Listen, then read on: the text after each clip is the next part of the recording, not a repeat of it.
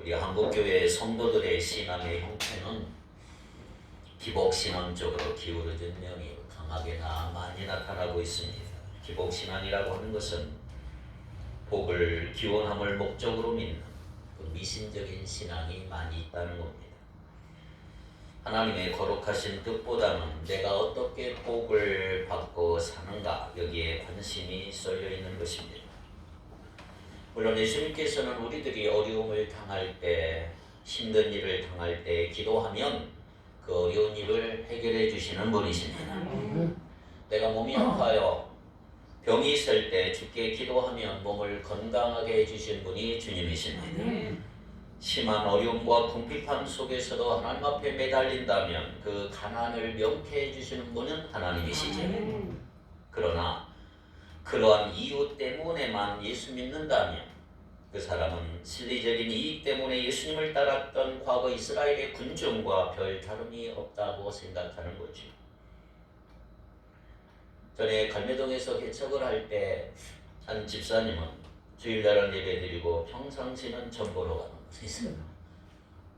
예수님을 그저 복을 기원하는 목적으로만 믿는, 이런 식으로 신앙생활하는 분들을 보면 자기가 활동을 잘해서 사는 줄도 알고 부지런히 일하니까 나는 잘 먹고 잘 산다고 착각을 하고 있는 것을 발견하게 됩니다. 자칫 잘못하면 잘못된 신앙에 빠지기 쉬운 그러한 형편 속에, 환경 속에 우리가 살아가고 있습니다. 자, 그렇다면 예수님이 나에게 어떤 분인가를 정확하게 알 필요가 있지요. 우리가 하는 신앙생활은 도대체 어떤 의미가 있는가? 오늘 그 부분을 좀 살펴보려고 합니다. 첫째로, 제자들이 바다 위에서 어려움에 처하게 된 사건의 의미가 무엇인가? 자, 오늘 본문은 바로 앞에 오병이어의 기적 바로 다음에 일어난 사건입니다. 이 사건은 요한복음뿐만 아니라 마태복음, 마가복음에도 오병이어 사건 직후에 일어난 것으로 다 기록되어 있습니다. 자, 그렇다면 예수님이 바다 위를 걸어오신 이 사건이 왜 오병이어 사건 뒤에 나올까요? 먼저 예수님이 산으로 올라가신 사이에 제자들에게 어떤 일이 일어났는가를 보셔야 합니다. 자, 16절, 17절을 같이 다시 한번 읽겠습니다. 시작. 저물매 제자들이 바다에 내려가서 배를 타고 바다를 건너 가버나움으로 가는데 이미 어두웠고 예수는 아직 그들에게 오시지 아니하셨더니, 오병이어의 기적 이후에 제자들이 배를 타고 떠난 것은 예수님이 제자들을 재촉하셨어요. 그 사이에 무리들을 다 해상시키고 제자들로 하여금 벳세다에서 가버나움으로 배를 타고 가게 하셨기 때문이죠. 45절에 있는 얘기입니다. 하지만 요한복음은 그 사실을 전혀 언급하지 않고 16절, 17절에 보니까 오히려 날이 이미 어두워진 것과 예수님이 그들과 함께 계시지 않는다는 사실을 더 부각시키고 있어요. 자, 이것은 앞서 날은 어두워졌는데 무리들에게 먹일 것이라고는 고작 보리떡 5개, 물고기 2마리 뿐이었던 그 암담한 상황과도 똑같은 상황이에요. 그런데 더 기가 막힌 일이 벌어지지요. 18절. 큰 바람이 불어 파도가 일어나더라. 그래서 제자들 중에는 어부들이 있었어요. 갈릴리 바다에서 잔뼈가 굵은 어부들, 베드로와 안드레 형제, 그리고 야고보와 요한의 형제들, 다 어부들이에요. 그러나 그들에게도 이것은 전혀 예상하지 못했던 일이 일어나고 마른 거예요. 큰 바람이 부르니까 어쩔 줄 몰라요. 예수님이 조금 전에 오병이어의 기적을 통해서 계산이 밝은 수치 계산 전문가들인 빌립과 안드레의 상식을 깨셨다면 이제 이번에는 항해, 배 전문가들의 상식을 깨뜨리시는 것을 볼 수 있습니다. 마가복음 6장 48절에 보니까 이때가 언제예요? 밤 사경쯤 그랬어요. 밤 사경이면 우리 시간으로 새벽 3시부터 6시 사이에. 이때는 가장 어두운 때입니다. 어두운 때. 새벽 3시부터 6시 사이 어느 시점에 이 사건이 벌어졌는데 제자들이 저녁 때부터 이때까지 적게 잡아도 최소한 8시간 정도 갈릴리 호수에서 벗어나지 못하고 폭풍 때문에 고생하고 있는 것을 알 수가 있죠. 게다가 조금 전에는 예수님이 제자들과 분명히 함께 하셔서 놀라운 기적도 베푸셨지만 지금은 예수님도 안 계신 그 상황이에요. 자, 그런데 마치 예수님께서 이런 상황을 일부러 허락하시는 것처럼 보이는 이유가 무엇일까? 왜 수많은 무리에게 먹을 것이 없었던 아주 비슷한 상황을 왜 여기서 한 번 더 만드셨을까요? 자, 여러분 오병이어는 아주 보잘것없는 거예요. 그때 아이 한 명이 먹고 배가 부를까 말까 한 정도의 음식밖에 없는 그 상황.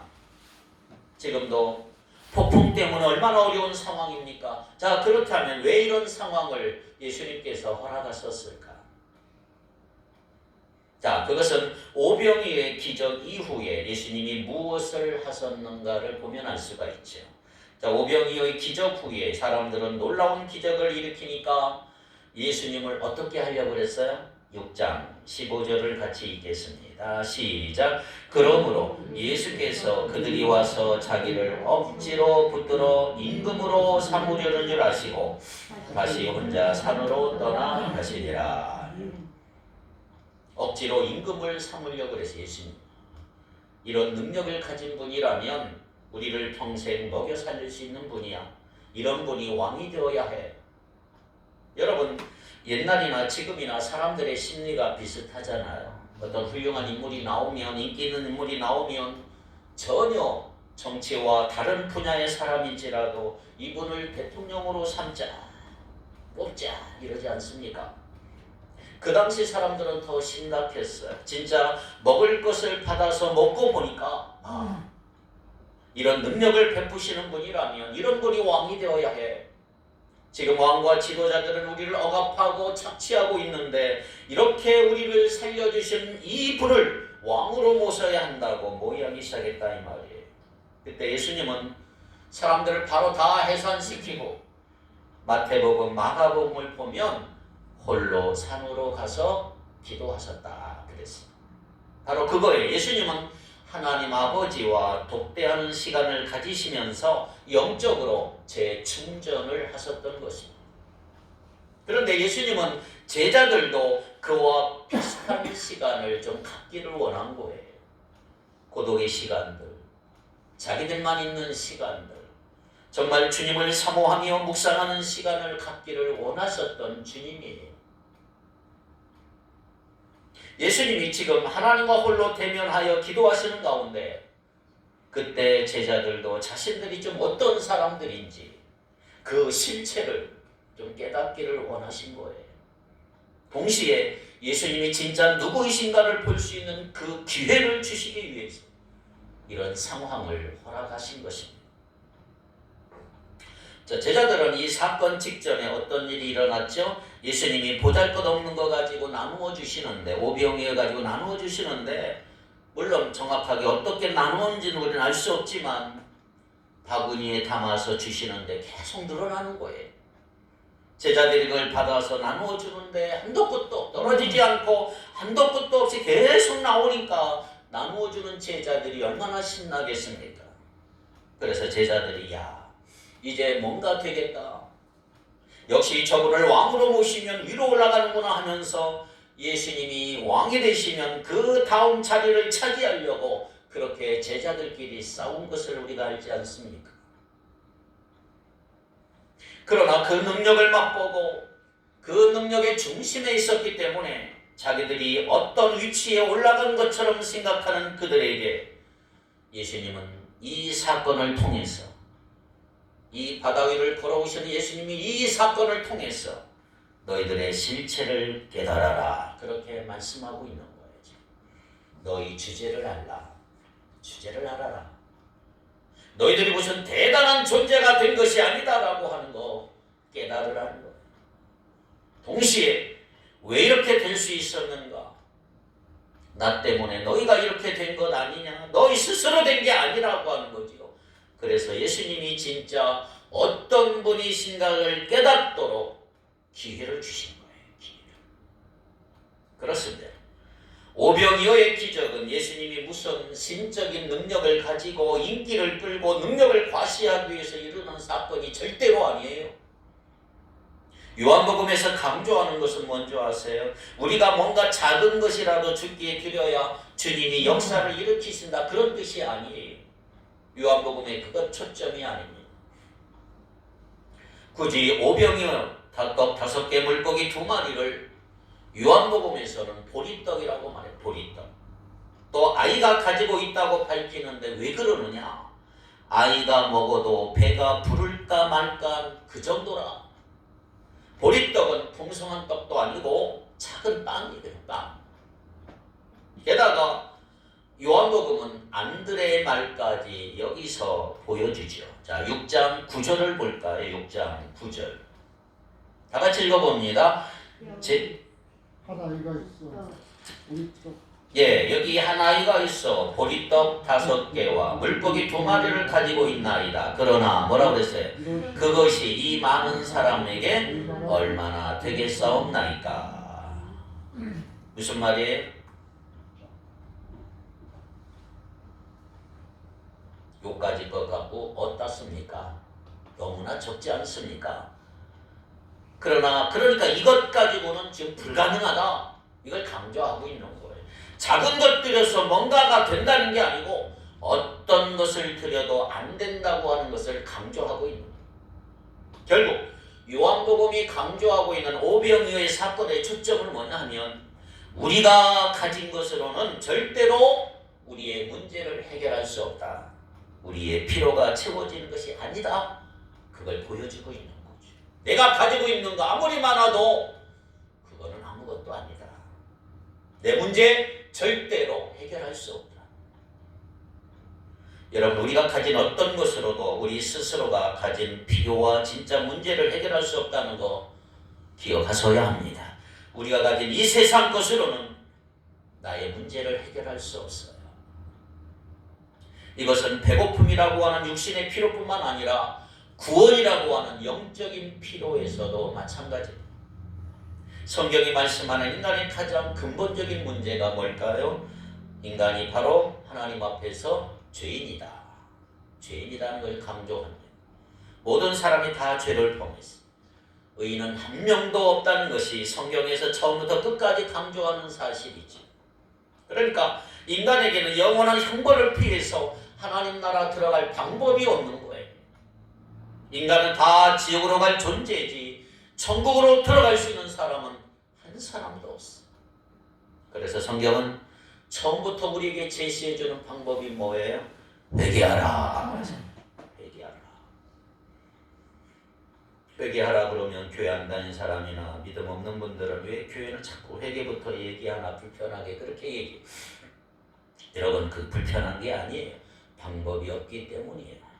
그것으로부터 시작해야 하기 때문이에요. 예수님도 공생의 처음, 세례요한도 맨 처음에 한 얘기 뭐예요? 회개하라, 천국이 가까이 왔느니라. 복음을 선포하신 거예요. 그때부터. 그러니까 우리에게는 하나님 나라 들어갈 가능성도 전혀 없고 능력도 없어요. 능력도. 그러므로 오병이의 사건은 인간의 무력함을 보여주고 있는 사건이에요. 자, 오늘 본문의 사건을 보세요. 제자들은 배를 타고 풍랑이 있는 바다 위를 항해하고 있었어요. 그들 중 다수는 아까도 말씀드렸지만 갈릴리 바다에서 잔뼈가 굵은 어부들이잖아요. 어쩌면 갈릴리 바다는 그들에게 가장 자신 있는 곳, 평생을 고기 잡던 곳. 눈 감고도 어디에 뭐가 있는가 다 할 정도로. 그런데 이 사건에서는 큰 바람을 만나 얼마나 고생하고 있습니까? 이 갈릴리 바다에 대해서라면 누구라고도 잘 알고 있는 제자들이지만 풍랑 앞에서 쩔쩔매고 있는 모습을 우리는 보지 않습니까? 자, 그렇다면 상징적으로 우리에게 뭘 보여주고 있을까요? 내 인생을 나 자신이 가장 잘 아는 것 같지만 어느 날 인생의 풍파가 불어보면, 인생의 폭우가 온다면 오늘 여기 본문의 제자들처럼 우리도 속수무책이다. 내 인생인데 내가 내 마음대로 할 수 있는 게 아무것도 없는 거예요. 인생은 우리 마음대로 조종할 수 있는 게 아니라 이 말이에요. 오늘 여기 제자들이 보여준 우리는 세상에서 어려움을 당할 수밖에 없는 약한 존재다고 하는 거죠. 어려움이 없는 인생이 있을까요? 먼저 이 현실을 좀 철저히 깨달으라.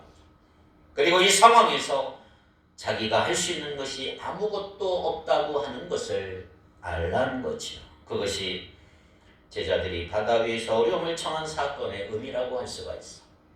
두 번째, 예수님이 바다 위를 걸어오신 사건의 의미는 그럼 뭐냐? 자, 19절 20절을 같이 한번 읽겠습니다. 19절 20절 시작. 제자들이 물을 저어 시를 지나다가 예수께서 바다 위로 걸어 배에 가까이 오심을 보고 두려워하고 이르시되 내가 두려워하지 말라 하시니. 아멘. 바다 전문가들인 제자들은 힘겹게 자기들의 힘으로 노를 저어 갔지만 좀처럼 폭우가 오는 폭풍우가 있는 갈릴리 바다를 빠져나가지 못해요. 그런 제자들에게 예수님이 바다 위로 걸어오시는 착착착 걸어오시는 거예요. 제자들이 처음에는 뭔가 허연 것이 보이는 것을 볼 때 유령이다라는 심히 두려워했다라고 해요. 마가복음 6장 49절에 보니까 제자들이 그가 바다 위로 걸어오심을 보고 뭐라고 그랬어요? 유령이 아닌가? 아, 유령이다. 이런 상황에서는 누구나 두려움을 느낄 수밖에 없지요. 예수님이실 거라고는 생각도 못한 것입니다. 예수님께서 남자만 5,000명, 즉 여자아이까지 2만 명이라는 사람들을 다 먹이실 거라고 예상하지 못한 것과 똑같은 상황이 벌어진 거지요. 먹을 것이 없으면 먹이지 못하는 것이 상식이에요. 사람이 물 위를 걷는 것은 상식이 아니에요. 물 위를 못 걷는 것이 상식이에요. 하지만 예수님은 그들이 가지고 있던 상식의 한계를 넘어서는 분이심을 우리에게 지금 보여주고 있는 거예요. 내니 두려워하지 말라. 나다 두려워하지 말라. 두려워하고 있는 제자들에게 두려워하지 말아라.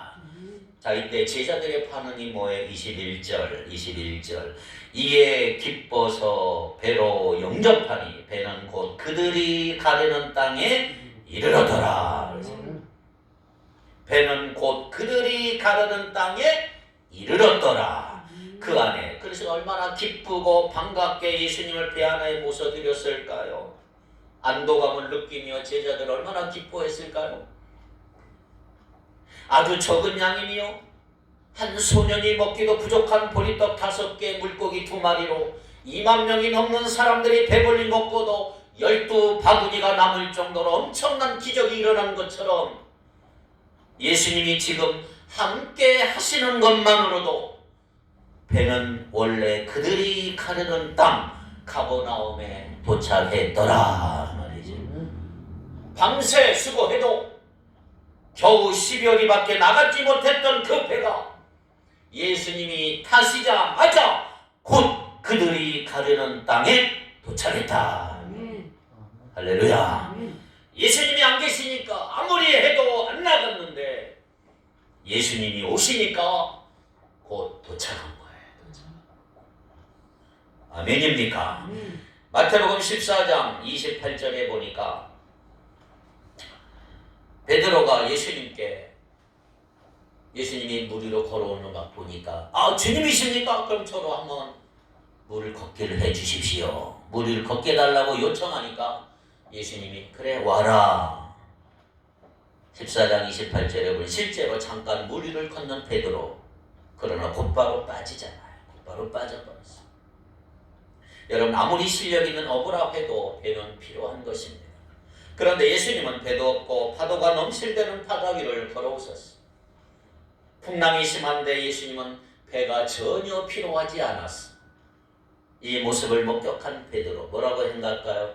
아, 내가 저분만 따른다면, 저분을 따라간다면 더 이상 배도 필요 없겠구나.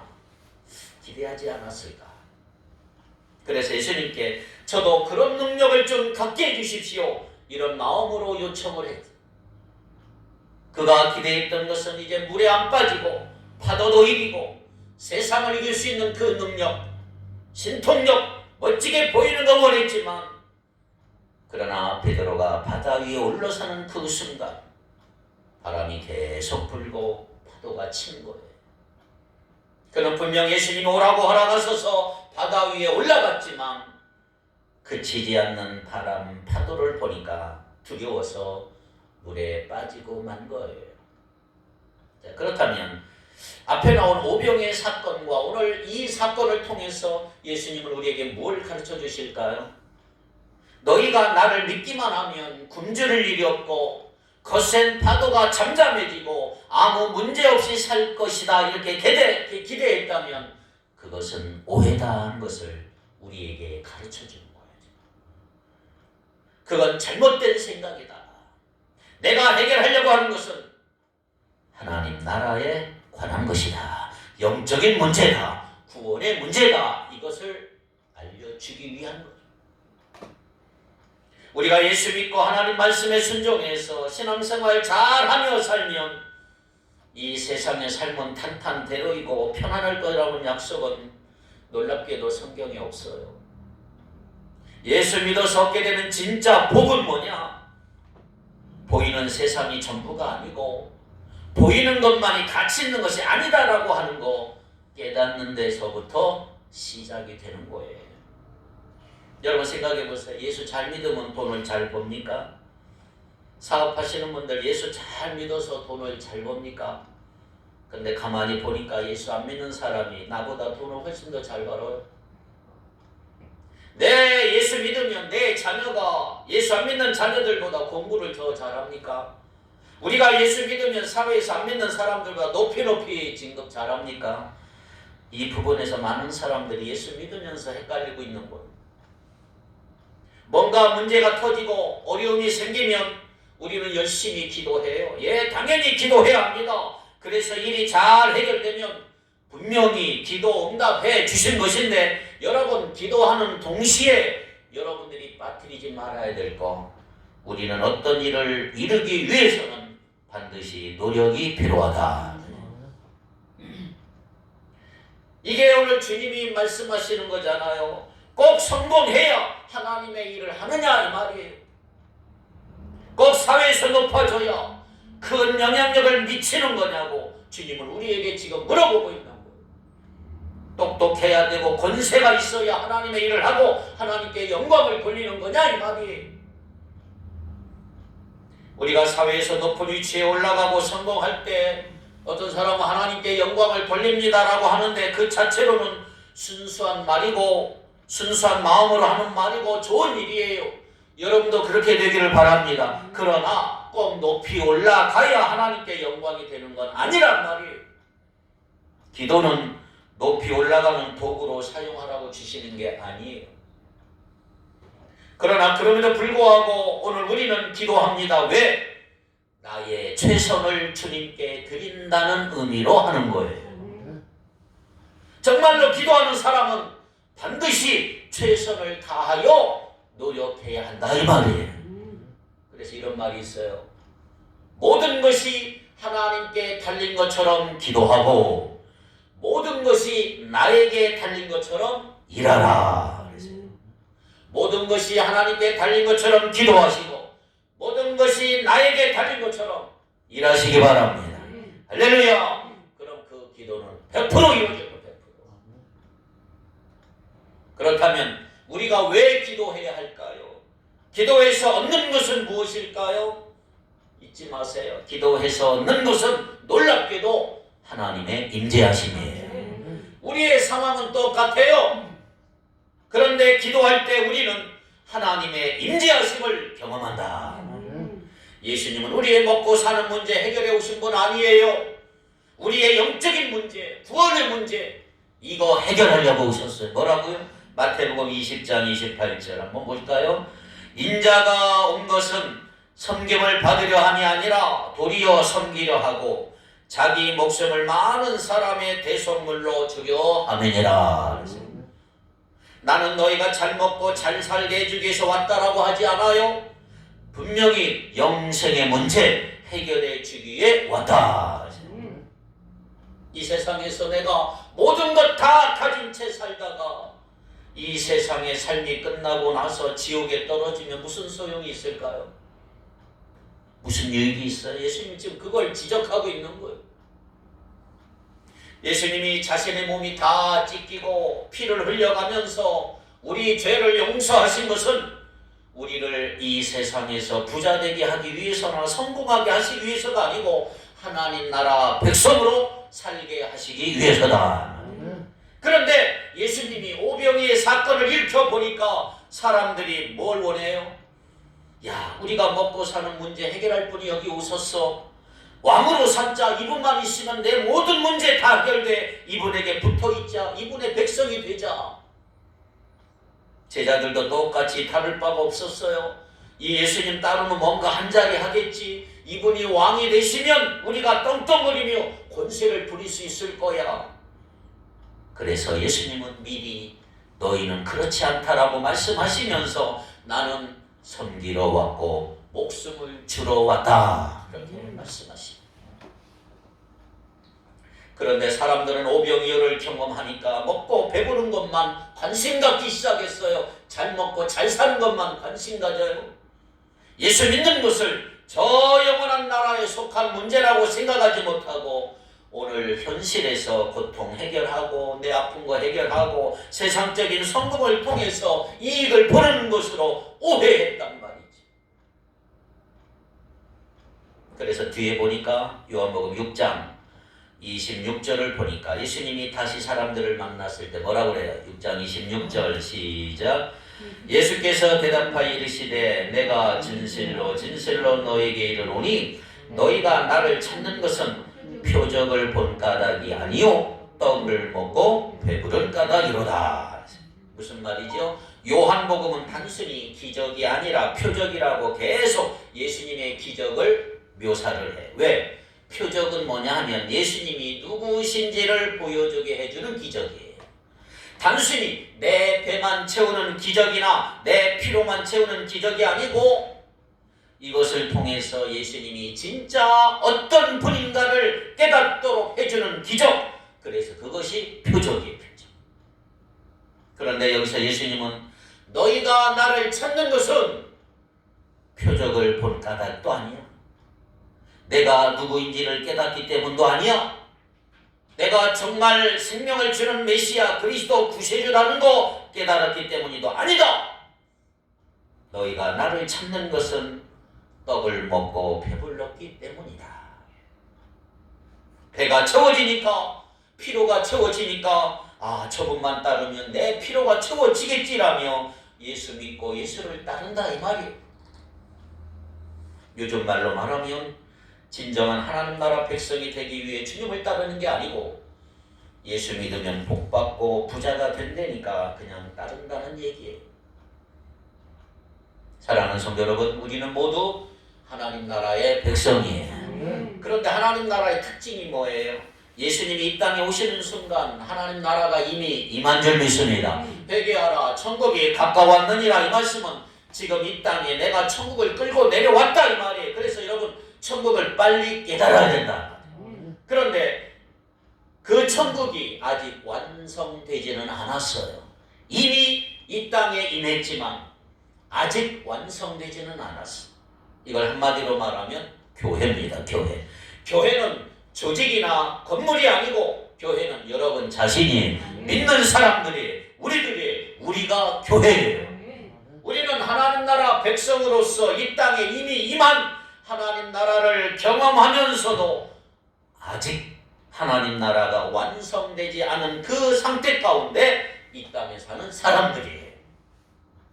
주님께서는 반드시 다시 오실 것이고 오늘 우리가 살고 있는 이 세상에는 분명히 끝이 올 것입니다. 그렇다면 우리에게 진정한 복이 무엇일까요?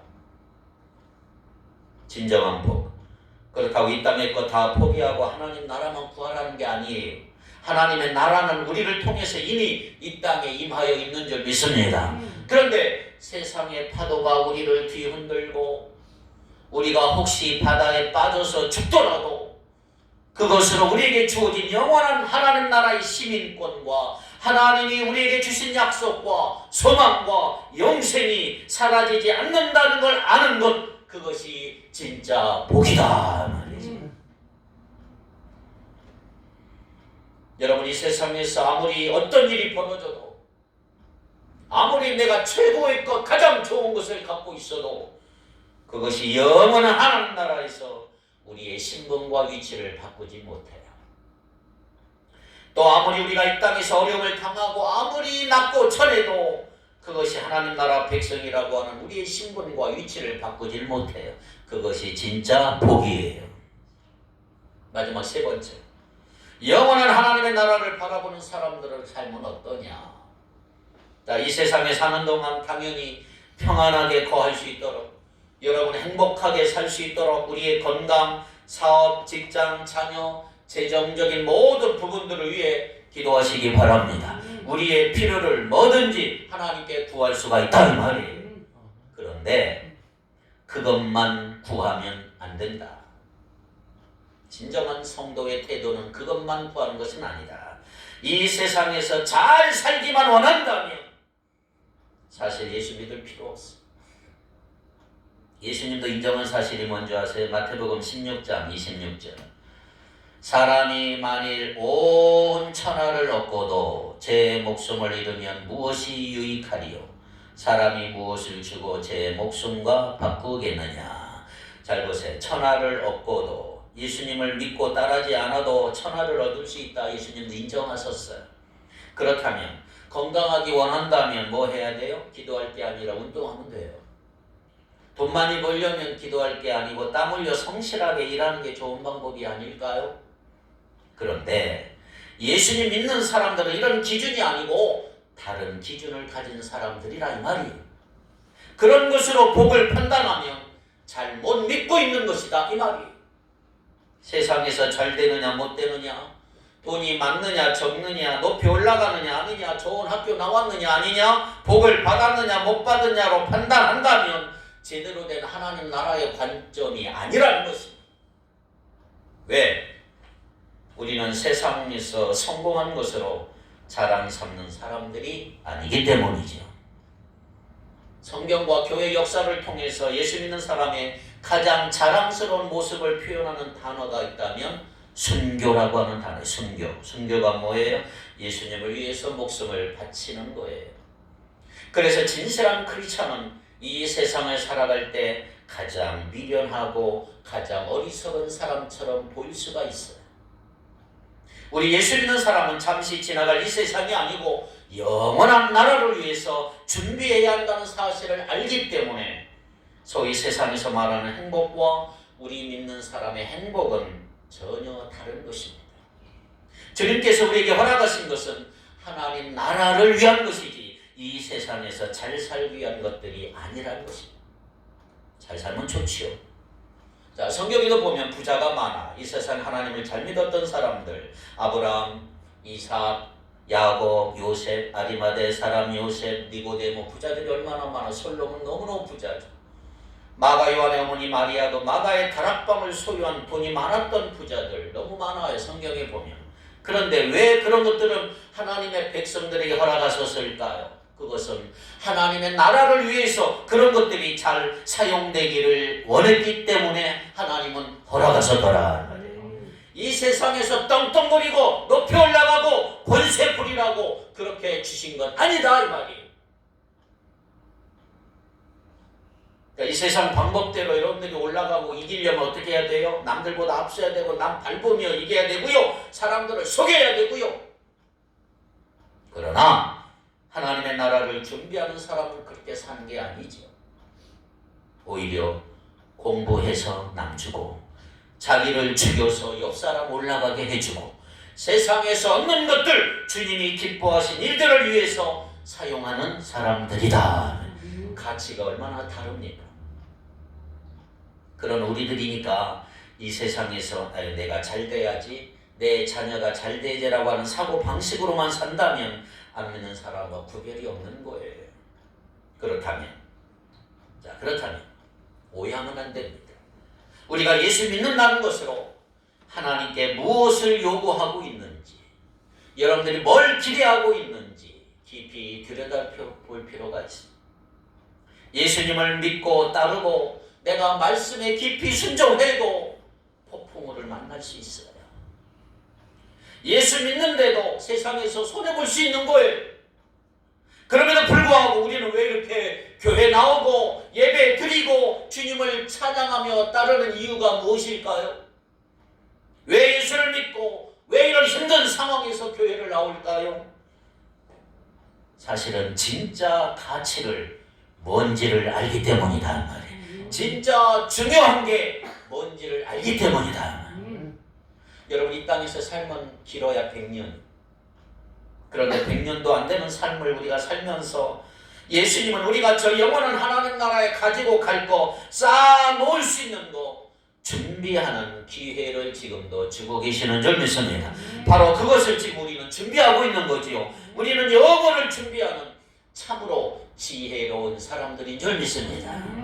그래서 우리가 이 교회 나와 예배 드리고 기도하는 것이고 말씀을 읽는 거예요. 할렐루야. 그렇습니다. 우리가 마가복음, 요한복음 6장 전체에서 계속 강조하는 게 뭐냐면 예수님은 생명의 떡이다. 예수님은 뭐예요? 생명의 떡이세요. 오병이의 사건은 예수님이 자신의 살과 피를 나누어 주는 걸 상징하는 사건이에요. 예수님은 우리가 바친 것이 적은데 크게 부풀려서 돌려주는 건 아니고, 우리가 가진 재능이나 물질을 우리가 적지만 드렸다고 뻥튀기해서 주시는 분도 아니고, 우리는 그냥 내 헌신과 열심을 드릴 뿐이에요. 우리에게 진짜 필요한 것은 그것뿐이란 말이에요. 그리고 그냥 끝나는 거예요. 주님, 이거 제가 가진 것입니다. 그러나 최선의 것입니다. 드리는 거예요. 그러면 크게 뻥튀기해서 가지라고 하실 것 기대하지 않고 그냥 우리는 드리는 것뿐이에요. 나는 무익한 종입니다. 고백하며 드리는 거예요. 드리는 거. 그런데 바로 그러한 우리의 삶을 통해서 놀라운 하나님의 나라의 역사가 일어난다 이 말이에요. 그곳에 기적이 일어나는 거고 표적이 일어나는 거예요. 주님이 배에 오르시자마자 배가 목적지에 도착했어요. 21절에 보니까 내 안에 주님이 계시니까 주님을 소유하자마자 제자들은 세상의 파도와 관계없는 사람들이 되어버리잖아요. 파도가 교회에 속쳤지만 예수님이 오시니까 배가 금방 가잖아요. 예수님처럼 물 위를 걸을 수 있는 능력을 내가 받은 게 아니에요. 여전히 바람은 불고 파도가 쳐도 주님이 나와 함께 하시니까 주님이 함께 가려던 그 땅에 곧 도착하게 되지라. 그렇습니다. 주님을 모시고 사는 그 순간 바로 하나님의 나라가 우리 삶에 임하게 되는 줄 믿습니다. 하나님의 나라는 뭐 천사가 호령 나팔 소리로 치니 하늘로부터 오는 그때만이 아니에요. 바로 지금이 하나님의 나라예요. 지금 나의 삶이 하나님의 나라란 말이에요. 왜 예수님을 구주로 영접하셨나요? 왜 교회 나오시고 왜 예배를 드리나요? 무엇을 기대하십니까? 만일 우리가 하나님을 알고 또 다가오는 영원한 나라를 정말로 준비하는 사람이라면 이 세상에 어떤 풍파가 나에게 닥쳐올지라도 그것이 별로 상관없는 그런 존재가 된 것입니다. 그렇습니다. 여전히 우리 인생은 바람은 불고 파도는 칠 것입니다. 그러나 이제 우리가 그것을 극복했다고 좋아하고 실패했다고 괴로워하는 그런 차원을 넘어서서 하나님 나라의 기준으로 살 수 있는, 아픔 속에서도 기뻐할 수 있는 그런 사람이 된 줄로 믿습니다. 오늘 여러분은 예수님 우리에게 이렇게 물으시는 거예요. 지금 너 자신은 진짜 누구냐? 또 내가 너에게는 누구냐? 스스로를 점검하기를 원하는 거예요. 예수님 믿고 배부르기를 원한다면 그것이 영적 배부름이기를 원합니다. 물질적인 것은 그 후에 따라오는 거예요. 필요하면 하나님 얼마든지 쏟아 부어주시는 거예요. 우리는 영원한 나라, 영원한 상급을 위해서 신령한 거 심으며 나가리라고 결심한 사람들이라 이 말이에요. 세상의 파도, 세상의 오해, 세상의 조롱이 계속 오겠지만 너무 두려워하지 마십시오. 우리는 그것들을 넘어선 사람들이에요. 그러므로 그러한 것들을 초월해서 하나님의 나라를 이 땅에 드러나는 복된 하나님의 나라 백성들이 되기를 주님의 이름으로 축원합니다. 기도합시다. 돌아가신 하나님, 주님만이 나의 생명의 떡이십니다. 우리의 헌신과 열심을 받아 주시옵소서. 우리들을 통해 하나님의 나라가 확장되게 하시고 하나님 나라 기준으로 살 수 있는 하나님의 나라를 이 땅에 드러내는 하나님의 백성들이 되게 해 주옵소서. 영원한 나라 영원한 상급을 위해 신령한 것 심으며 살게 하여 주옵소서. 예수님 이름으로 기도하옵나이다. 아멘.